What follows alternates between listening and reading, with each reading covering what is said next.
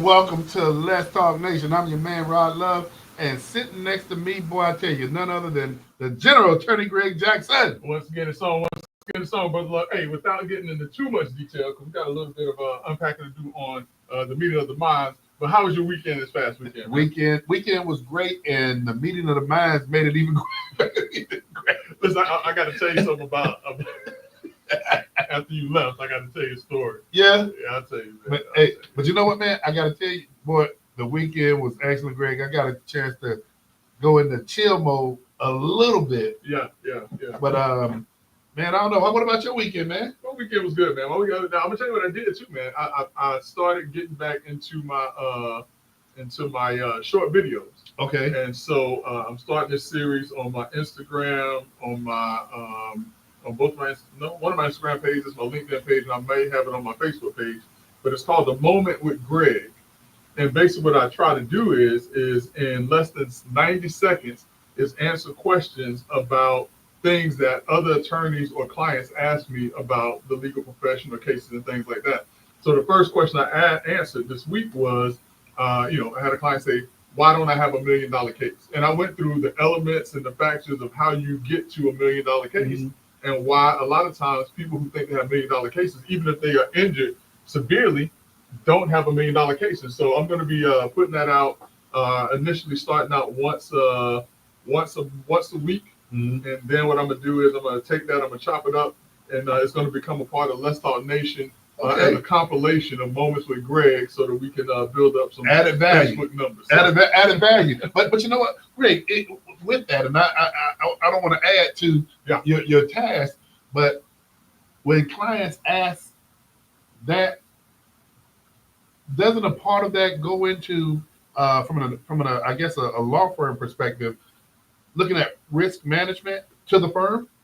I mean, really and truly, if someone, when I talk to people about $1 million case, this is the first thing I tell them. If somebody calls, you don't want $1 million case. You don't want it, because that means that you had something significant happen to you.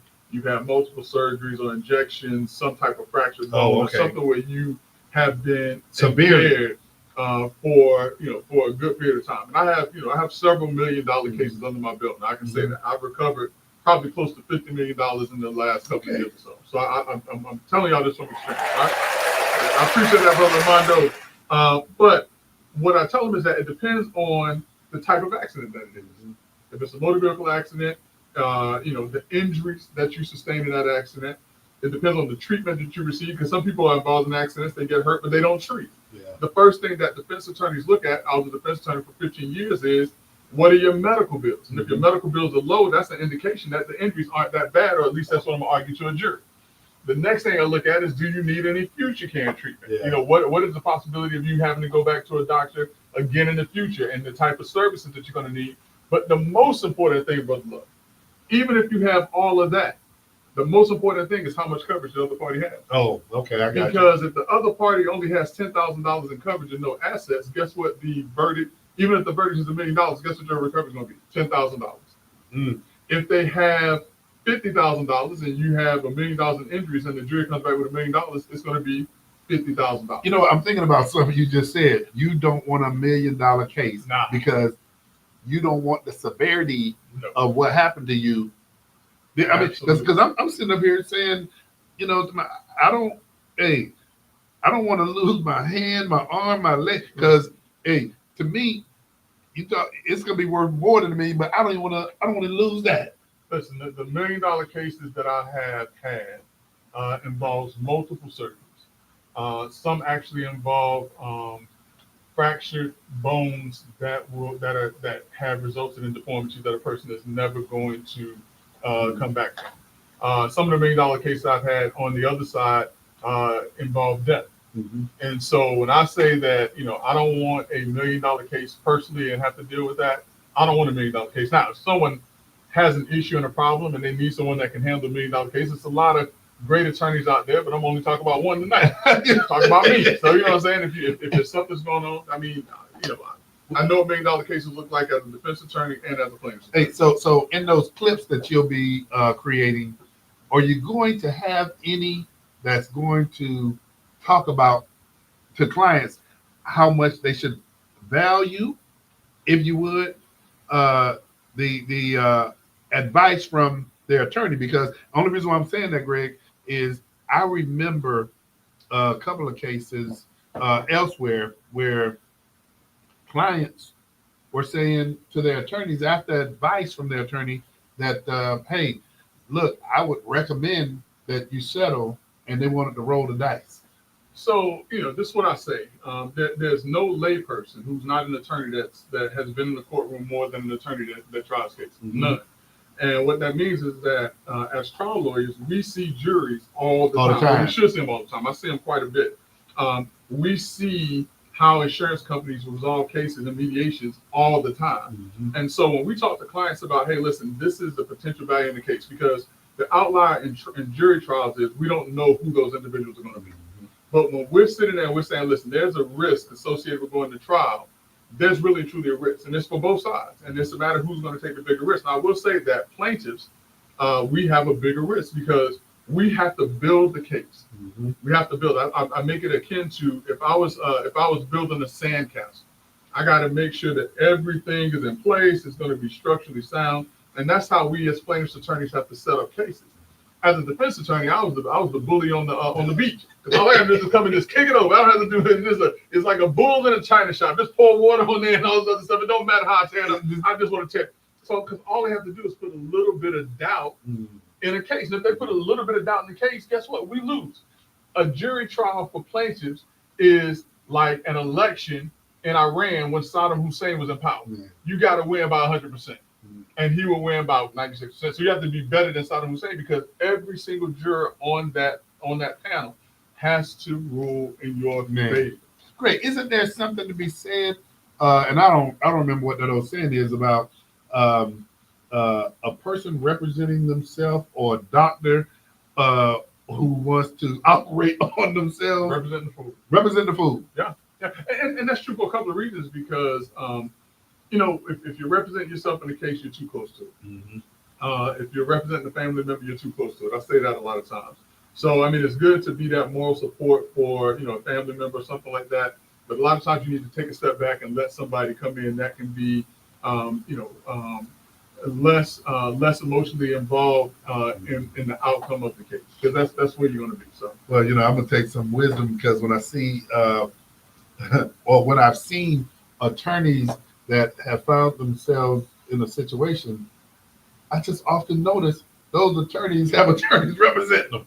Listen, because we ain't no fool. We ain't no fool. Well, man, well, Greg, speaking of this is not even a segue, man. Them doggone Gators. Listen, I am not a fan of the Florida Gators. Me, Florida State, you know what I'm saying? The Rattlers, that's me all day. But I got to give credit where credit is due. And University of Florida right now is playing some basketball. Oh, they fought, man. Did you see that game? Listen, I've made it a point, and I know my wife don't believe me, because I'm going out to watch these Gators, because I like the Gators. So yeah. I'm interested in going out and watching them play and seeing these boys and what they can do. Now, the last time I did this was when they played, I want to say in 2007, with my buddy Steve Myers. He's another local attorney, and he was a Gator fan. He was a Seminole fan, and I lost a bet to him. So I had to go with him to Smoky Bones and watch the Gators play in the final, and they won that year too. Wow. Yeah. Hey, but great, man. I was watching that Auburn game, man, and they were trailing most of the game, but man, in the fourth quarter, man, came alive. Man, but came alive, but great. The last 3 minutes of that game. Listen, so that game I didn't get a chance to watch. I watched the highlights of that game. Yeah. But I mean, it was just as exciting as what was the game just before that one? Texas Tech. It was just as exciting as that game. You know what I'm saying? But I'm gonna tell you, from the ball that the University of Houston is playing, tonight is going to be a heck of a ball game with University of Florida and University of Houston. Now, this is what I'm gonna say. Being a native Floridian, I can't go against a Florida team, even if it is the University of Florida. I know that Florida Gators and University of Miami fans, they don't have it in them to be this big of a person and say, listen, as long as the team of Florida wins, I'm okay. University of Miami and University of Florida fans, they can't do it. Florida State, I might get some heckling a little bit, but they understand me a little bit better to say, I just want the state of Florida to have some bragging. You know who I was just having this conversation with? Miss Wynn.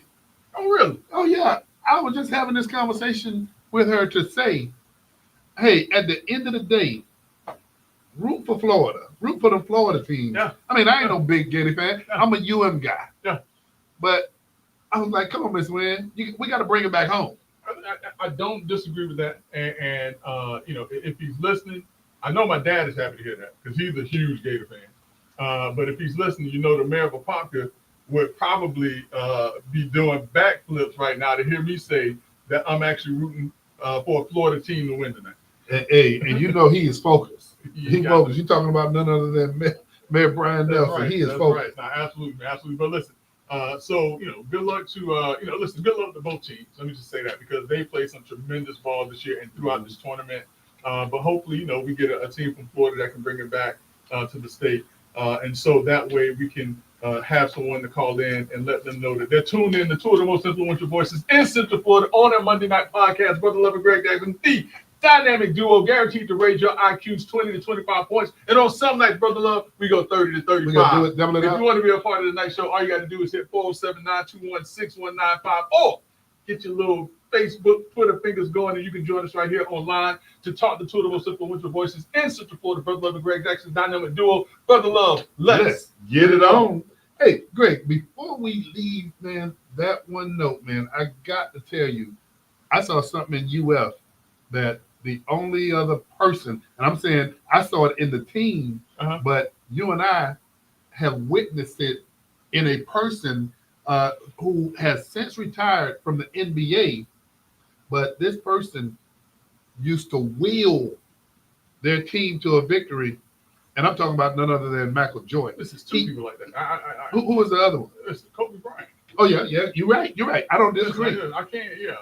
Well, I mean, you know, I'm a Kobe Bryant fan as well, but Michael Jordan used to wheel his team to a victory, and those Gators. Yeah.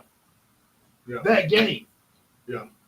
I mean, listen, to me, aside from the bad boy persona, this Gator team is playing like the Pistons. Because I mean, you know, you have some players on there, but you didn't have like superstar players. I mean, aside from the 7'9" kid, which, you know, he's doing his thing, but this team is just the team of ballers. They're tough. Yeah. It's a team of ballers, and any one of you can put on the court, and they're going to produce for their team.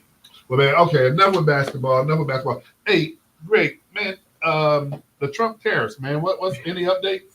Listen, there's no updates. We got to bring people up to speed fully if they hadn't already gotten there. Because last week, when we were on the show, we were talking about the fact that President Trump was talking about implementing tariffs, and he was going to do it on the 2nd of April. And the reason being is because he didn't want to do it on the 1st of April because he didn't want people to think it was a joke. Yeah. And so he came on board. It's funny because my aunt from Georgia. Look at this. I see First Lady Nelson. I know he's doing backflips. He's trying. And Brother Pinto, what's going on, man? Good to see you as always. But Trump indeed came through, and on the 2nd, and as I was saying, my aunt from Georgia even sent me a text and said he's getting ready to go on. So I was like, I better go watch this. And what Trump did was he announced that there were going to be a number of reciprocal tariffs that were issued for a number of different countries, from India to Ireland to China, you know, to all these different countries. And the following day, and he did it after 4:30, and I think that was also calculated because he didn't want to do it in the market drop that same day, because the minute he mentioned it, the market would have probably dropped right there. But the next day, immediately, the market started to drop, and people started to panic. And I understand people started to panic. I have a good bit of money in stocks, but one of the things that Rockefeller said, John D. Rockefeller said, and Trump kind of intimated this, and people, you know, I think they took it the wrong way. But one of the things that John D. Rockefeller said is that the time to invest is when there's blood in the streets. Yeah. Now, what we have to understand is that this is going to be a trying time. Now, do I necessarily agree with the tariffs? No, not really, but I understand what Trump is trying to do at this juncture. And what he's trying to do, and my understanding is that a lot of these countries have imposed tariffs on the U.S. and we haven't imposed tariffs on them, and they're making good money off of the backs of American dollars. So now, put tariffs on them, they're going to put tariffs on us, but guess what's starting to happen? What's that? Now, stocks are plummeting. Let's get this right. Let's get this straight now. But today I heard that they're starting to bump up because Trump has announced that he is negotiating with certain countries who don't like the tariffs. And that is understandable because a lot of these countries are hurting from these tariffs. It's not just the U.S. and not just the U.S. economy, but a lot of people are hurting from these tariffs. Now, one story that I heard in particular is about Jaguar and Range Rover. And the company that produces their cars, I want to say in Ireland, they are in fear that they're going to have to start laying people off. But also, one of the largest purchasers in the market for those vehicles is the U.S. And there are a lot of places and a lot of countries that are starting to realize that, hey, if we put too much in tariffs on the U.S., we're going to lose a lot in our economy. So everybody right now has something to lose. Well, Greg, and you know what? I like the way you framed it up, but I think we need to go in reverse just a little bit. Tell people, man, what tariffs are. I mean, really and truly, tariffs are taxes on goods that come into our country. And the opposite way is that it's taxes on goods that leave our country going into other areas. And what it does is, if we are doing reciprocal trade with the country and their tariffs are higher than ours, then they benefit more from our products going to them than their products come to us. That is the bare bones. Okay.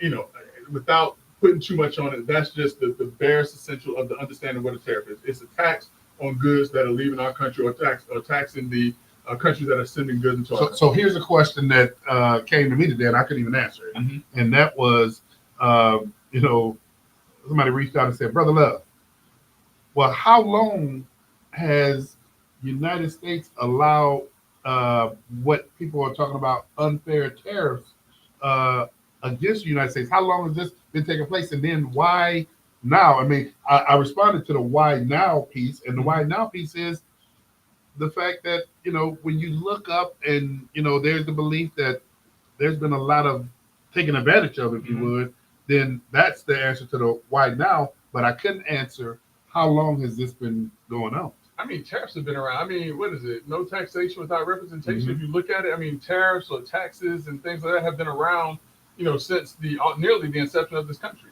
For as long as our country has participated in trade with other countries, tariffs have been a part of that. Now, you know, Brother Pinto has asked an outstanding question, and I think that this is where a lot of people are feeling or have some fear about what these tariffs mean. And the question is, what is the impact of tariffs on the cost of goods?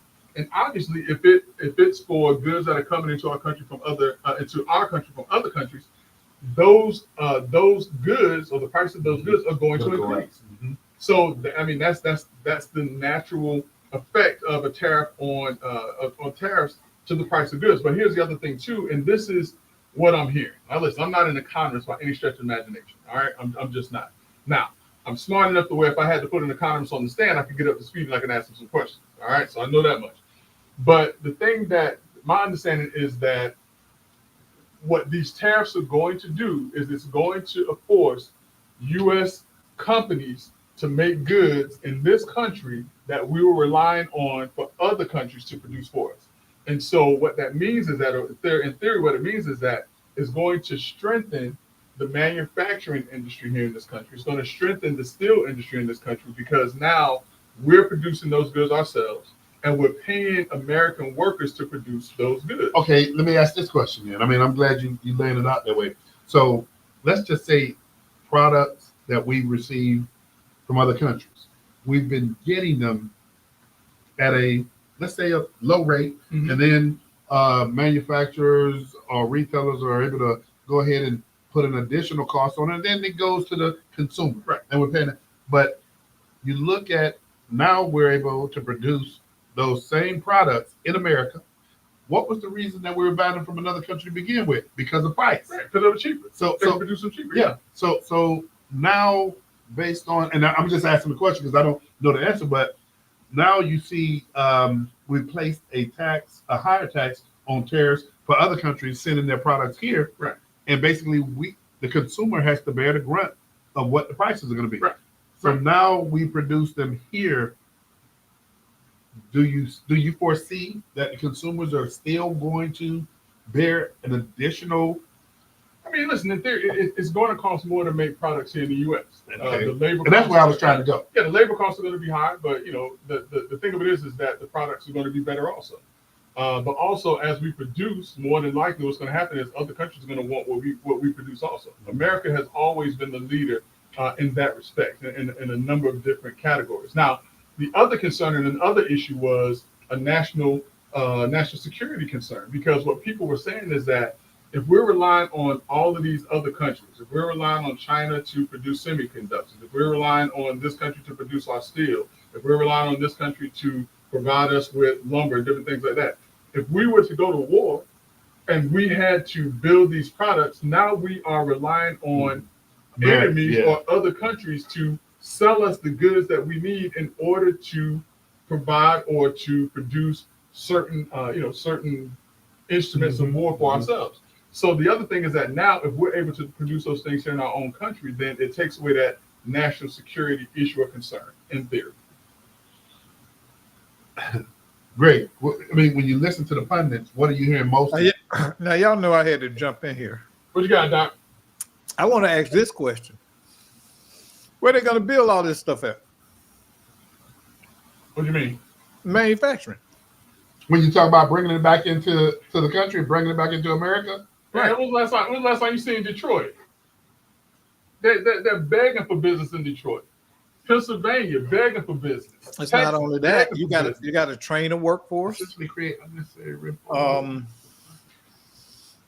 don't know. I think it's more barriers to it than anything else. And it's certainly not going to be this year that this happens. It takes years to build that kind of infrastructure, unless they got some secret AI factories we don't know about. Now remember when COVID-19 hit and we had to produce in this country ventilators and different things like that, the automobile industry actually circled around the healthcare industry to help to build those things. And remember during the Second World War, I want to say, when this country was in need of a fighting force, was in need of a place to produce war machines, this country rallied around itself to do those things. I have a lot of faith in the great United States. Now, I might call me crazy, call me a fool, but I think that we live in the greatest country in the world. And I think that if the pressure is on us, I think that we will always and consistently rise to the challenge of whatever's put in front of us. That's why, listen, I'm not that concerned about the effects of these tariffs, because guess what I'm doing? I'm buying stocks like crazy right now. Well, I'm investing, and I specifically went and I found American companies that I can invest money in right now, because if Trump is right, those companies are going to become major producers, and they're going to, make me a very happy person at the end of the day. If he's wrong, guess what? 3 years from now, he's gone. And Doc, here's my question, and this is to you as well, Greg. When we look at where we're at right now, man, the thing that I think about is what doors of opportunity will it open? I'm not saying that it's not doable, but what I'm saying is the timing. I'm saying the timing. Hey, Doc, Pinto just had something up from Pinto, and I caught the tail end of it. Oh yeah, about the ventilators, yeah. Okay. Open up the global markets to make Yeah. I mean, so yeah. But here's the thing though, Doc. I think that President Trump had to do it now, because if he tried to wait until the tail end of his administration, it probably would not have flown. I don't think he could have gotten this through if he waited to year 2 or 3 of his term. He had to wait until, he had to strike while the iron was hot. Okay. So that's why I think the timing of it is now. Yeah. Well, this ain't my forte. I'm just asking questions. Listen, it ain't mine either. Man. But I acquiesce to you guys because, y'all follow the markets and stuff and everything. But, I just kind of found it from my perspective. Okay, I can get that. We shouldn't have never been in this position where we had all of our ducks across the sea anyway. We should have because all we have become is a service-based economy. Now we're paying the price for it. This is why stuff is so high, because everybody is charging based on service. I got to deliver it to you. I got to do this. And we've made positions that service that. Thinking about this, my neighbor was asking about putting a simple aluminum patio roof up, right? And they got to get like 4 different permits. Doc, you and I, we on the show earlier, you saw my passion about government and government getting out of the way on these issues. And one of the things, and I was reciting this speech by Ronald Reagan when he talked about government should be the car, the people should be the driver of the car. Okay, I can get that. Yeah. So but we keep, but like Rod say, the government keeps getting in the way. We can't have free market when the government keeps meddling with it and not let it be true free market. The government shouldn't be propping anyone up. And something to what you were saying, Greg, earlier. And I mean, this, you and I, we strategists too when it comes to it. But you could never have tried to do what President Trump is doing in the second to the last year or the last year of your administration, because you're called then the lame duck. Yeah, you're gonna get it back. But now, here's the thing though, and this is kind of like a segue and takes us into the next topic. And I'm glad Brother Pinto's here. I'm glad that Brother Burns is here, because a lot of folks are not happy right now with what's taking place. And although it's only been about 100 days or just over 100 days that Trump has been in office, people are already, voicing their displeasure and their disdain with how the administration is going. And right or wrong, they have that right to do so. And more than anyone else, we're hearing that African Americans are voicing their opinions one way or the other about what's taking place. So, Doc, what we want to talk about here is the art of politics. And in dealing with the art of politics, these black voices, these black votes, or whatever the case may be, do we really think that they're going to garner, any leeway with what's taking place? If so, why? If not, why not? What are some of the things that we're missing as black voters that our voice may not be as strong as we wanted to be at this point? All right, college professor with that Socratic question. Listen, I say we don't have a leg to stand up in this argument. We have no capital. If you go to the circus, they don't care if you don't go in. They want your money. They want your fee. Anywhere you go and you want to go in, we don't have any capital. We own no industries. There's no major plan of group economics that can leverage our voice. So all we are doing is begging. I think about it. Our leadership has spent the last 60 years begging and telling what people owe us, instead of saying, you know what, ain't nobody coming to save us. We'll save our damn self. Hey, Doc, I don't disagree. Doc, listen, I don't disagree with you. Greg knows how to throw these things in here to get us all fired up. But but Doc, the guest that we had in Men today, making me refer to the 6 o'clock show. The guest that we had on the 6 o'clock show, when he talked about government engagement and how government has said, we'll do everything for you. We will, come to us and we're the answer. And that's not how real life is. No. And it's not sustainable. But you know what, Rod? I'm going to tell you. And when he was talking about that, I distinctly remember when I was a boy and we lived in the projects here in Orlando.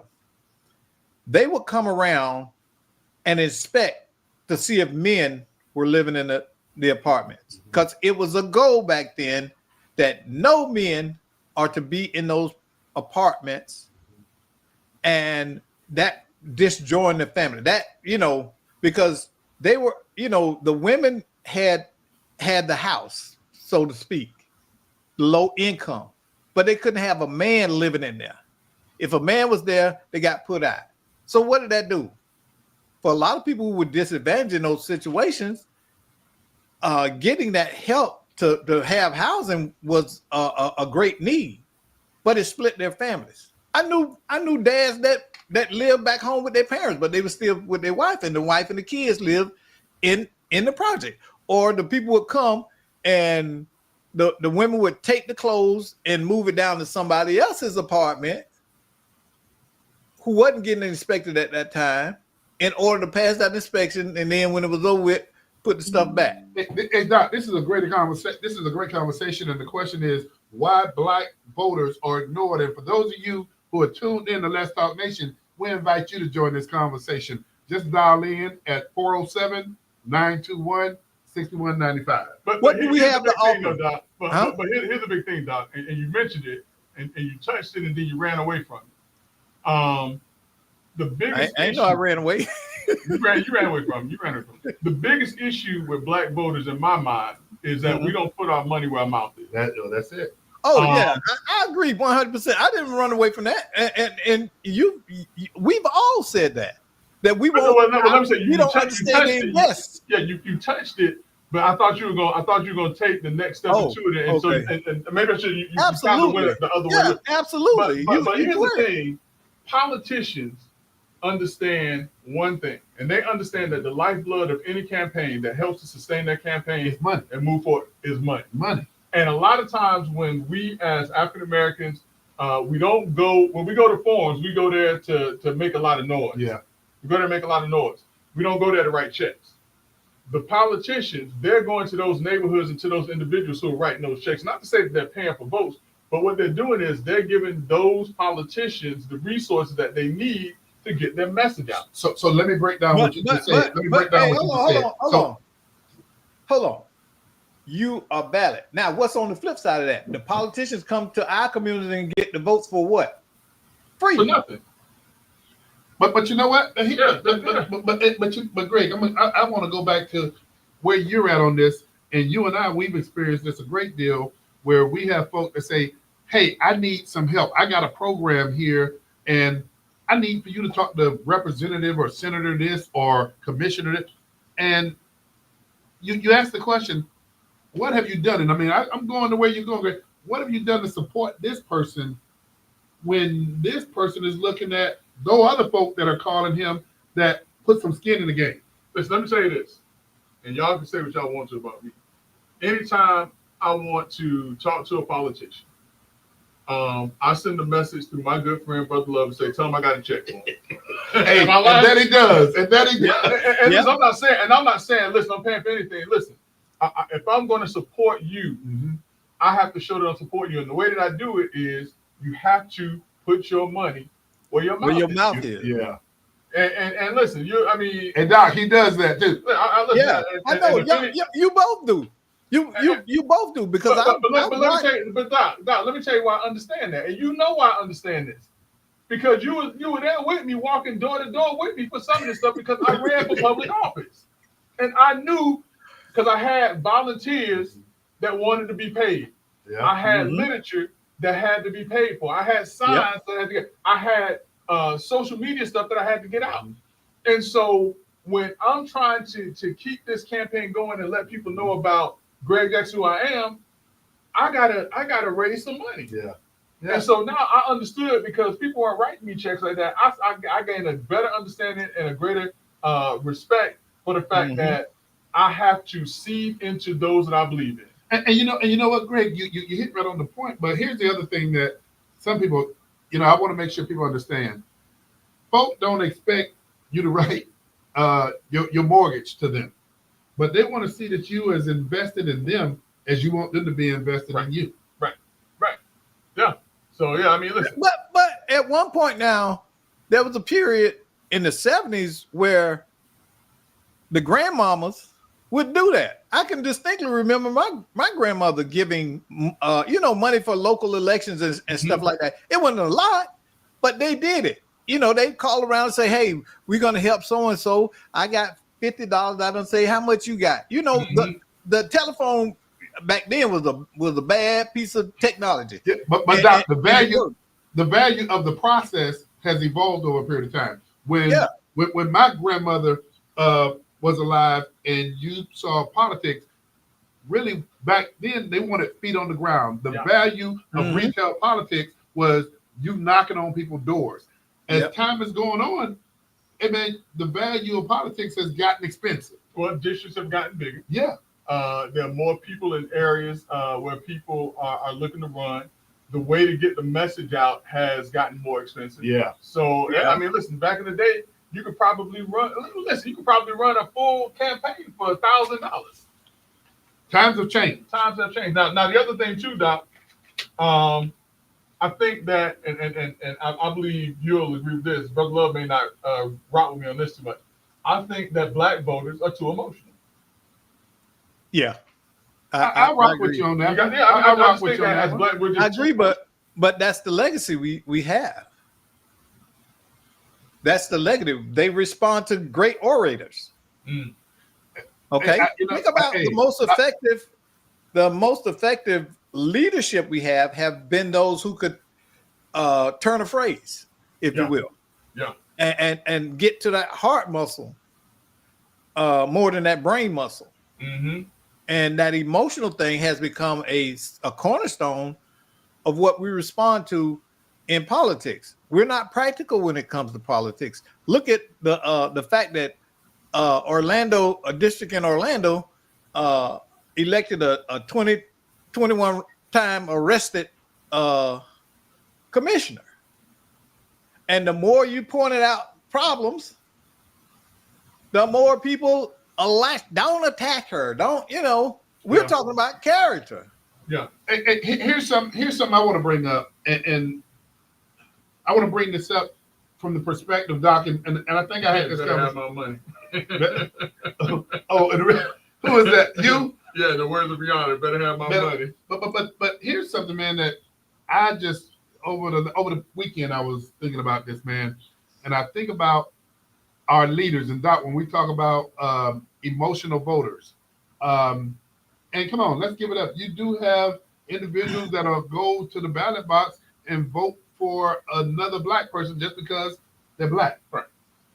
But I was thinking about this weekend, man, and I was thinking about transformational elected leaders, man, that you could actually see the change that they've made in communities, but also economically in the business community. And you know what? I came up with with 3 people. And don't be mad at me if you name not one of the 3. Former Commissioner Mabel Butler.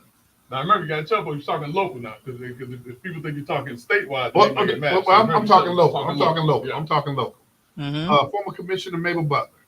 Man, that woman, man, she was committed to her community because she actually, you could see the transformation when she got up there and fought for things.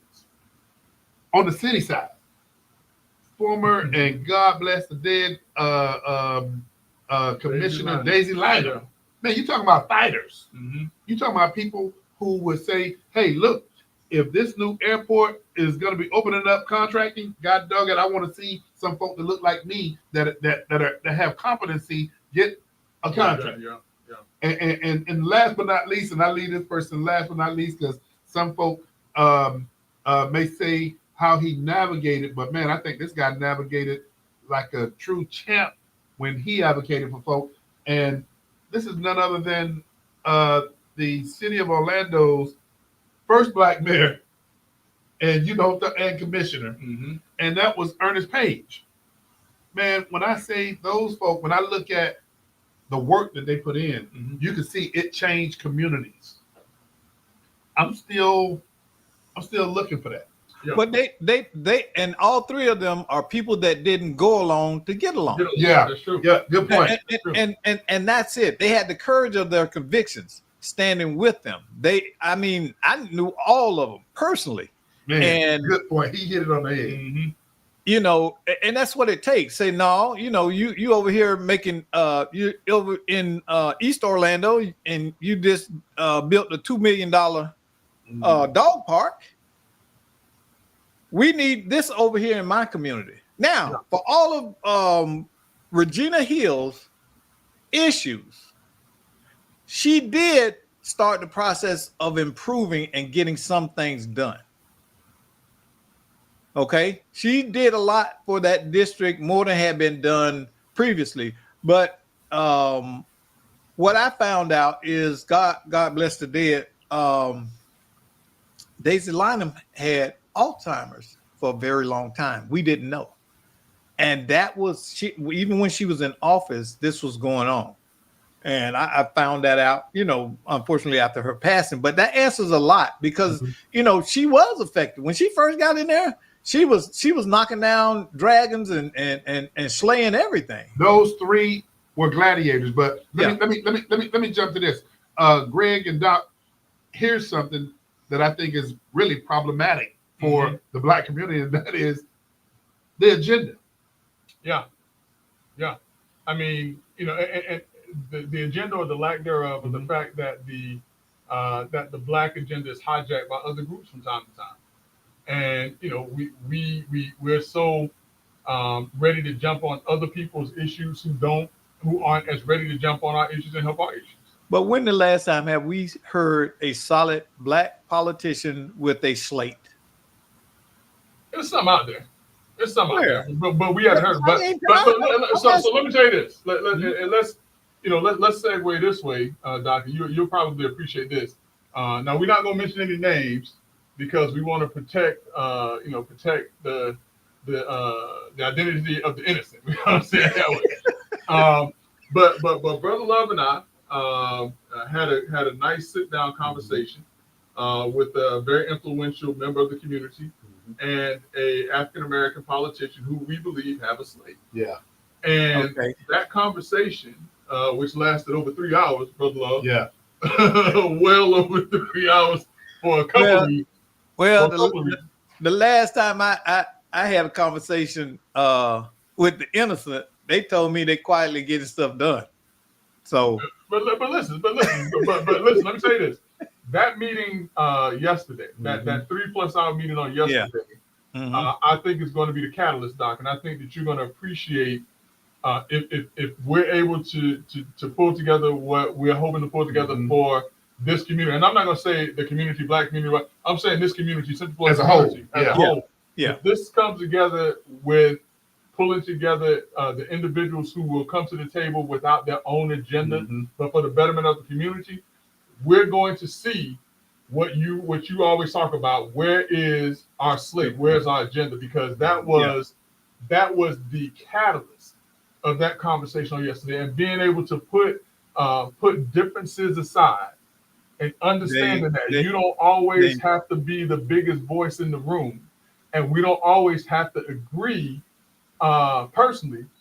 We have to agree communally, and if this comes together like it should, Doc, we're going to see some transformational things happening in this community in rather short order. And Doc, let me tell you, Doc, I was humbled by what took place yesterday during that late lunch. But something else that I'm gonna tell you that I don't know, Greg, if I can say I was amazed at the straight talk that took place that led to putting differences aside. I mean, I was soft shoeing it. Yeah. I was soft shoeing it, and one of the individuals just shot from the hip. And I cut to the chase. You say, look, what we talking about here? It wasn't no fluff. Yeah. Listen, let's talk. Let's have a real conversation here. And it was a real conversation. But that's what's needed. See, we have been conditioned to believe that we got a kumbaya and all come together in one mind. And that is the silliest and most poisonous thing that we can embrace in our community. You don't have to like me. You don't have to agree with me. Right. What we got to agree with, what are our problems? And here's my plan to approach it from my perspective. What's your plan to approach it from your perspective? And make sure that we coordinate it. Now, would you, if 1,000 bees came in there right now, what's going to happen? Are you going to win or the bees going to win? Oh, 1,000 bees, those bees going to win. Yeah. You know why? Because they ain't They're finally working together. they ain't Yeah. waiting to get together. They That's all right. stinging you everywhere. But those two individuals from yesterday, Greg, have the ability, and I mean, I think, like you said, it's going to be the catalyst. But man, the ability to really help transform Central Florida, and I'm just, I'm excited about it, man. I mean, because the conversation wasn't, oh, I can do this, I can do that. The conversation was, who else can come and do these things that we can rely on to do these things. Listen, we got to talk because I don't want to give up too much. Yeah. I just want Let's Talk Nation to know that what we do is instrumental and has always been instrumental. And I got that. Hey, you ain't got that much. That's no thousand bees, you know. Hey, but listen though, but I'm telling you, man, it was a refreshing conversation, but an outstanding meeting, man. Outstanding meeting. Yeah. Well, y'all always have that effect on people. Cause y'all don't stop me from. I'm not the old Doc I used to be, hanging around with y'all. That fire don't come out. I mean, and I will say this, and because we got to cover some other things, but I will say this: as a result of what took place yesterday, I got engaged and say, will you and Brother Jackson help have a conversation with another individual? And I was like, it just, they didn't realize it, but that blew me away that they were confident enough to trust that maybe we can broker a sit down in a conversation. Yeah. So, and hey, you know why? And I'm gonna shut up. Because see, when people can see who you are and trust who you are, they trust what you do. Y'all exemplify that. See, y'all don't go around backstabbing people and all this kind of stuff that goes on a lot of times in community leadership. Y'all are straight shooters. Yeah, so people know that they can come to you. You know me, hey, because if I'm a jig them face front. Yeah. And I'm gonna tell you what I'm doing, and I'm gonna tell you why I'm doing it. Why that's what I told them to be. I said, listen, y'all know me. Y'all know me. Y'all know how I am. That's my strength, and that's the benefit that I bring to virtually any group. That I'm that person where I'm just like, look, I'm like Billy the Kid. I'm the wild kid on the block. Yeah. But it's tame, and sometimes that's needed to get certain points across. But yeah, listen, I'm this dude right here. So yeah. Hey, but you know what? Hey, let's talk about some Central Florida politics. Oh, you're gonna like this now. Oh, you're gonna like this. Hey, Orlando Mayor's race. So listen, Doc, we got some races coming up, and this was part of the conversation on yesterday and why we need to start bringing this full circle. Yeah. Because there's some things that's happening in this community that's going to effectuate what happens in Central Florida for the next 50 years based on what we're seeing right now. So this Orlando Mayor's race, Doc, you heard who has already declared for this race, right? Some of them. Anna Eskamani is one of them, and probably one of the bigger voices. Ortiz, is he in? Not yet, but it's all speculated that he's going to get in there as well. But from everything that I'm hearing, Anna Eskamani is probably the person to beat. Now, this is what I think, y'all. This is what I think. And don't put it on nobody, put it on me. I personally would love to see Val Demings run for that seat. Personally.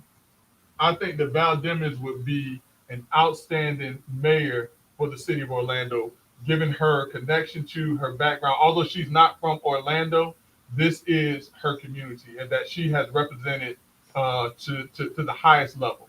And I think that if Val Demings were to put it into her mind that she wants to be the mayor of Orlando, that this could be her city. Well, I shouldn't say her city. Let me take this step back. Let me say this could be a city that she could represent well. So Greg, with that, we know Representative Eskamani has already announced.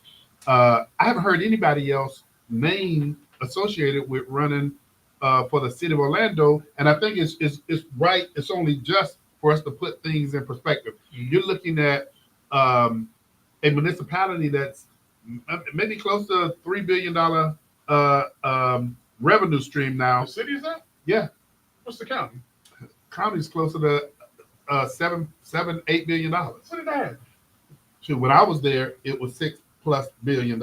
And look at Why I thought it was still in the 3 or 4 big. what Orange County. Yeah. Orange County is the 5th largest municipality in the state of Florida.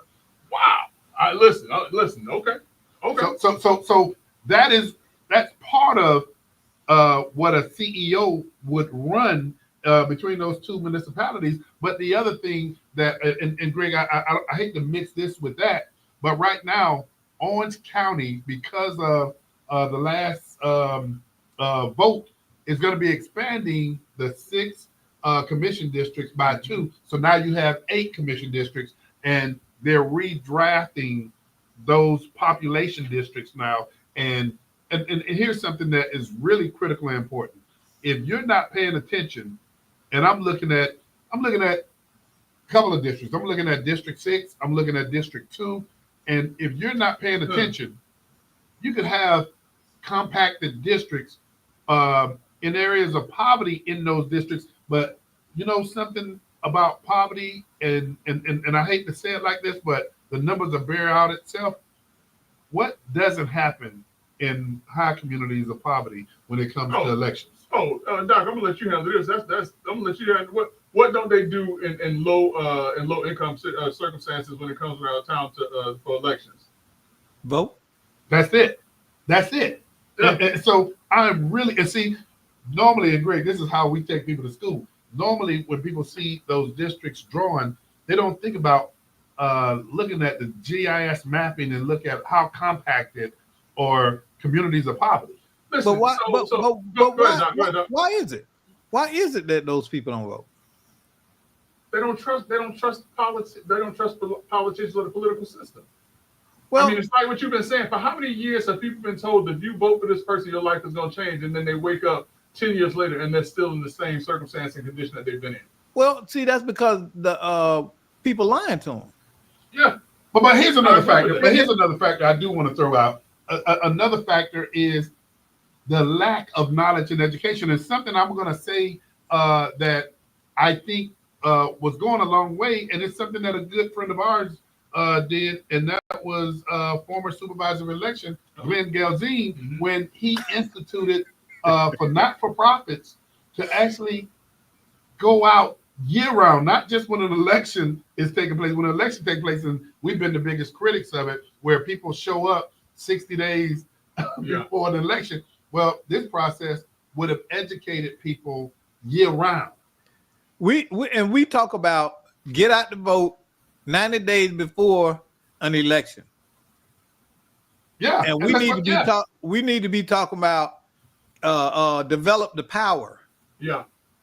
We need to be teaching this year round. Hey man, I'm screwing up this segment because I gotta hit y'all with rapid fire because there's some powerful stuff on here. So Orange County mayor's race. I'm sorry. All right, Don. Who do you think is a standout in Orange County that may be running that has already announced? I think announced probably Anna Escamani. Man, that's Orlando. That's the talking city. about Orange County. Oh, you say Orange County? Yeah. Ooh. Who all is announced? Greg, help him out. Hey, let me throw this name out at you. Let me throw this name out at you and give me your thoughts. First impressions. You ready? Tiffany Moore Russell. It's called rapid fire, Doc. Okay. Yeah, she's good. She's good. No, I don't do that. You say she's good. Greg, keep going. Scott Boyd. Hey, you're messing up rapid fire, man. We only have 4 minutes, Doc. Bro, you ain't got to turn the camera off. Okay. We ain't got He had like can't get right. Okay. All right, great. Hey, Scott Boyd. No. Yeah. He's a former commissioner. Okay, that's his response. Who else, Greg? Here's one. Commissioner Rebate. Yeah. Okay, we're gonna take that response. I can see that. Out of her and Tiffany Moore, I think we would be in good hands. Okay. Let me throw a curveball at you. Stephanie Murphy, former Congresswoman. No. Republican. Okay, that's your response. Who else they got? You also have former Commissioner Bonilla. Okay. And then you also have former Congresswoman Val Demings, who was on the front page of that piece too. It was 7 individuals, and Greg, I think you, Tiffany Moore Russell, former Congresswoman Val Demings, Commissioner Uribe, Stephanie Murphy, Scott Boyd. The one we forget. Oh, Rick Singh. Rick Singh. Yeah. I don't know. I mean, Doc, don't even respond. I mean, I'm sorry. Yeah. I'm sorry. Yeah. Hey, he a wild card now. Hey, Apopka City Mayor's race, which is fresh. Yeah, listen, we just an announcement came out today, Dr. Light, that Christine Moore, current Orange County District 2 Commissioner, has filed to run for mayor of Apopka. That's his response. Yeah, that's my response. Now listen. Let me say this. Because my good friend, the late Fred Brummer, told me this. After he told me to call him Uncle Fred, and I told him never happened. Fred Brummer told me, he said one of the best campaigners and one of the best politicians for messaging is Christine Moore. And I will tell you, if you've been watching Christine Moore for the past 12 months, all she's been doing Setting it up. is messaging for Apopka mayor. That's all she's been doing. And so when I saw the message today, I was not surprised. Now, I don't know. Well, let me say is that seat now term limited? There is no term limit on that. Well, I'm gonna stick with the friend of the show. Now listen, that is conventional wisdom.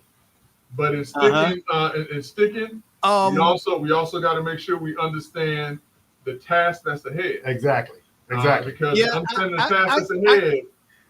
I get that, but y'all live in Apopka. I ain't got no dog in that fight, but I do love Apopka. Mm-hmm. All Greg is saying is you gotta go into races and you gotta fight for your life. Well, it's growing, and one of the things is, I see.